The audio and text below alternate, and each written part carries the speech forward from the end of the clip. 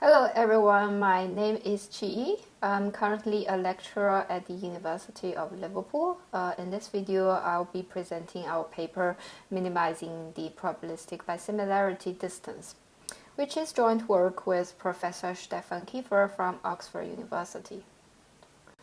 In the first part, I'll introduce probabilistic by similarity distance, which builds on the notion of probabilistic by similarity due to Larson and Skoll. It's a key behavior equivalence relation for labeled Markov chains, or LMCs. So on this slide, we have two disjoint LMCs. Each LMC has a set of states, and from each state, there is a probability distribution over the state space. So the Markov chains are labeled. Throughout the talk, the labels are represented by the colors of the states. So these two LMCs model the process of tossing a fair coin. The heads is represented by the color pink, tails green. And states with different labels are not probabilistically bisimilar because different properties hold in those states. And two states are probabilistically bisimilar if and only if they have the same labels, and the probability of reaching each probabilistic bisimilarity equivalence class is the same. So in this example, any two states that have different labels, different colors, are not probabilistically bisimilar, and any two states that have the same label, for example S and T, are probabilistically bisimilar. And minimizing an LMC by identifying probabilistically bisimilar states can speed up model checking and making tools like Prism and Storm efficient. We also know that computing probabilistic bisimilarity for LMCs is p-complete, and the p-hardness is shown by Chen, Van Buckel, and Warrior. Although probabilistic bisimilarity is useful, it is not robust, as first observed by Giacalone, Joe, and Smolka. And this becomes evident in the examples on this slide, where we still have the fair coin LMC, and we add two LMCs modeling biased coins. Since the probability transitions from S and T1 to each probabilistic bisimilarity equivalence class are different, so S and T1 are not probabilistically bisimilar, and for the same reason, S and T2 are not probabilistically bisimilar. However, it is clear that S behaves more similarly to T2 than T1 because the probabilities are more similar for S and T2. So probabilistic bisimilarity alone cannot capture the subtle behavior similarity or difference. To address this, probabilistic bisimilarity distance, introduced by Desnay et al., provides a quantitative measure. So this distance is a number between 0 and 1. Distance 0 corresponds to probabilistic bisimilarity, and distance 1 means that the two states have completely different behavior. For example, if two states have different labels, then they have distance 1. And this distance has a nice property that the bigger the distance is, the more different the two systems behave. So the distance between S and T1 is 0.49, which is much bigger than the distance between S and T2, which is only 0.01. So instead of giving a formal definition of the distance, I'll use a simple example to explain how it is computed. So let's return to the LMCs from the previous slide. We want to understand why the distance between S and T1 is 0.49. So to do this, we construct a coupled LMC, where each state is a pair of states from the original LMCs on the left-hand side. So from the state ST1, there is a probability distribution denoted as omega over the successor pairs. So this distribution, this omega, must satisfy a coupling property. So when we ignore one of the LMCs in this coupled LMC, the remaining LMC should behave exactly as it did originally.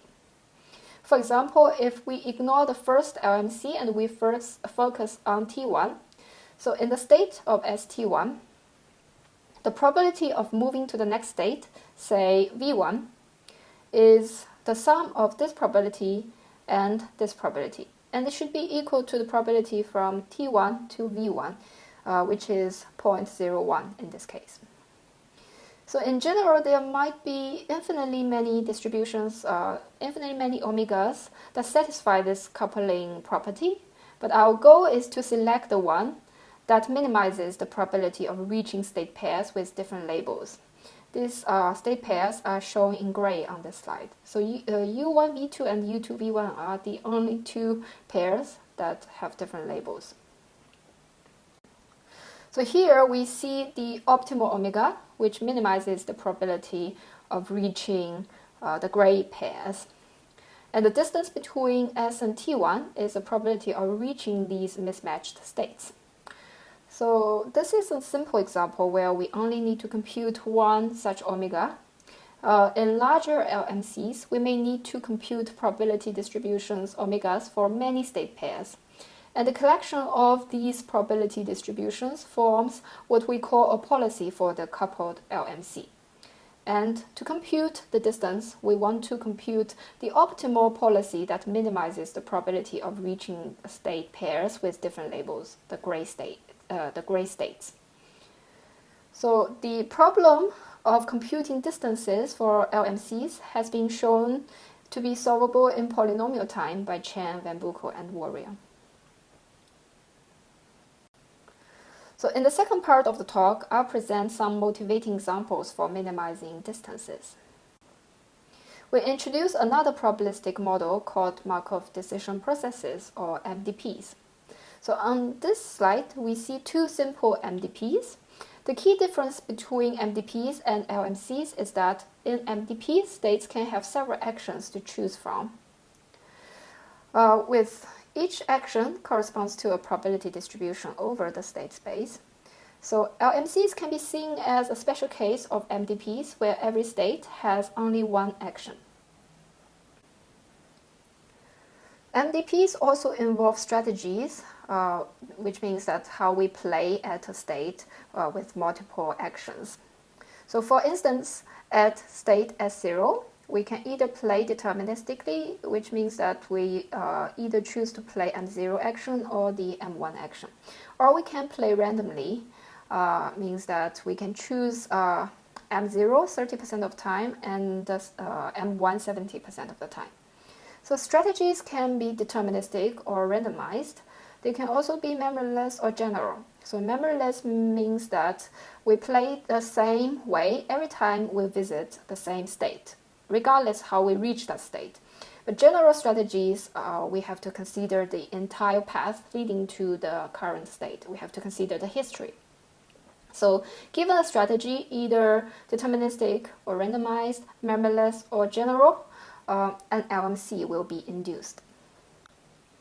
So the MDPs shown here model a simple concurrent program. Displayed in the gray box at the bottom of the slide, the program has two variables, L and H, both Boolean variables. So L represents observable value, and H is a secret value that we want to protect. The vertical bar separating these two commands indicates that there is a scheduler controlling the order of execution. So in the context of MDPs, the scheduler corresponds to the strategy for the MDPs. So the MDP on the left models the program execution when H is 0, and the MDP on the right models the execution when H is 1. So the M0 action corresponds to the the left branch, the left command is scheduled to execute first, then the right command. So let's have a look here. So the secret value H is 0. So after executing the left branch, so L is assigned the value of H. So L has the value of 0, and that's what we observe here. And then the right branch is executed. L is assigned the value of the negated H, which is 1. So that is what we observe here. So our goal now is to control the scheduler in such a way that the value of the secret H is not leaked.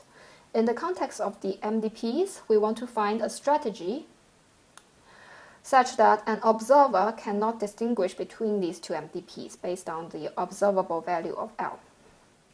All right, on this slide, I'm showing the proposed strategy for the MDP, where we choose action M0 50% of the time.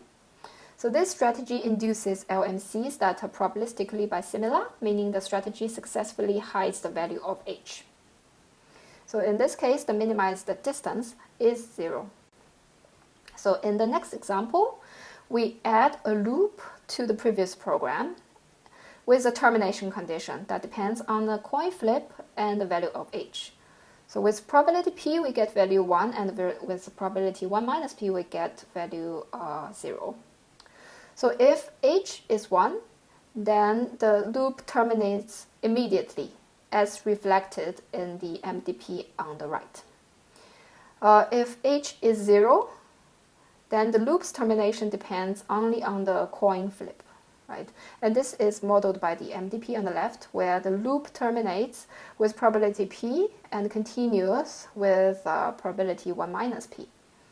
So for this two MDPs, it's impossible to make the distance between them exactly 0 unless P's value is 1. But still, reducing the distance makes the program more secure. So in the third part of the talk, I will present our main results, which focus on minimization problems.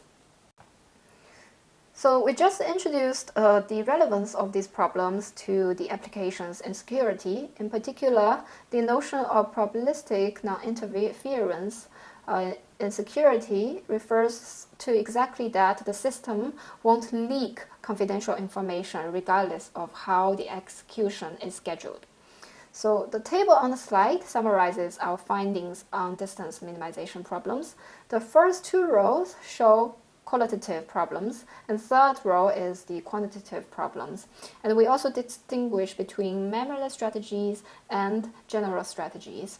So some of these results have already been solved in our earlier work, and this paper completes the analysis. So let's first have a look at the distance less than 1 problem for general strategies. So this problem asks, given two states S and T of an MDP, whether there is a general strategy such that S and T have distance less than 1 in the induced LMC. We show that this problem is expert time complete. So for memoryless strategies, this problem is simpler because any memoryless strategy will result in a finite state LMC. So where for finite state LMC, there is this nice property that the distance between S and T is less than 1, if and only if in the coupled LMC they can reach a pair, pair of states that are probabilistically bisimilar, that these two states have distance 0. So for infinite state LMCs, this nice property does not always hold. So we have an example of an infinite state LMC with state S0, S1, S2, S3, etc., and a sinc state T. And the only state with different label is S0. So we know that the distance between S1 and T is 0.5, which is less than 1. But when we construct the coupled LMC, so all the reachable pairs, state pairs, actually will have distance greater than 0. So all the reachable pairs are not probabilistically bisimilar, because from all these states, there is a positive probability of reaching the gray state as 0t. So this makes the general strategy problem more complex. Despite this, we show that a general strategy can make distance less than 1 if and only if there is a strategy that allows them to reach a pair of states that are probabilistically bisimilar, or the pair of states have distance 0. So this result gives us the upper bound, which is an expert time algorithm. The key idea is that once we compute which state pairs can be made probabilistically bisimilar in expert time, then determining whether S and T can reach such pairs becomes a reachability problem solvable in polynomial time. In fact, both the upper bound and the lower bound are based on the general bisimilarity problem. It is expert time complete, shown in our previous work. Now let's move to quantitative minimization problems, and we focus on the memoryless distance minimization problem, where we ask whether the distance between S and T can be made less than a rational number theta with a memoryless strategy. So we prove that this problem exists R complete. Exists R, this class, is between NP and P space, by the way. So we illustrate the lower bound, the exists R hardness, via a reduction.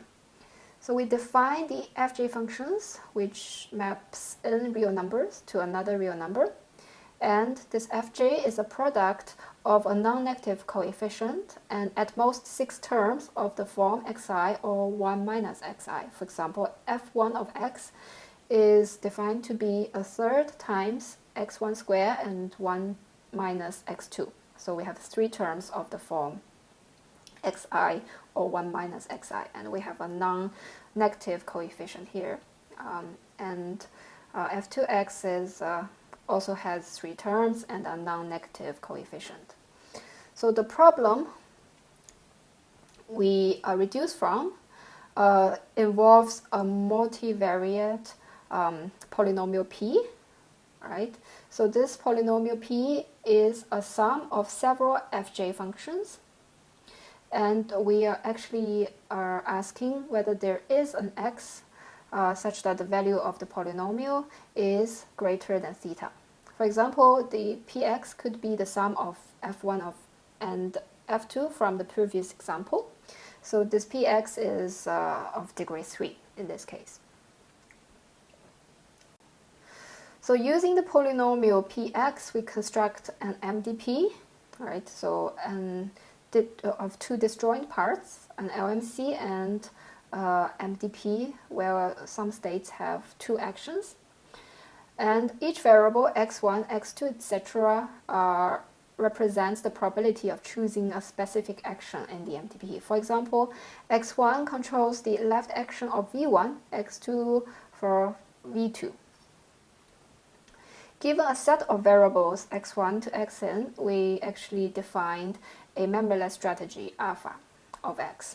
So with this strategy, the distance between 2 states, S1 and S2, is 1 minus c times p of x, and c is a constant.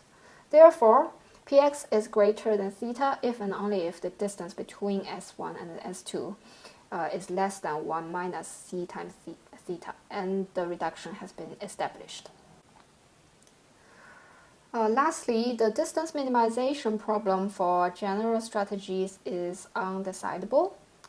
We actually demonstrate through a reduction from the emptiness problem of probabilistic automata. So due to time limit, we cannot show you the details of this reduction, but feel free to check out our paper if you are interested. Thank you very much for your attention. If you have any questions, please feel free to ask.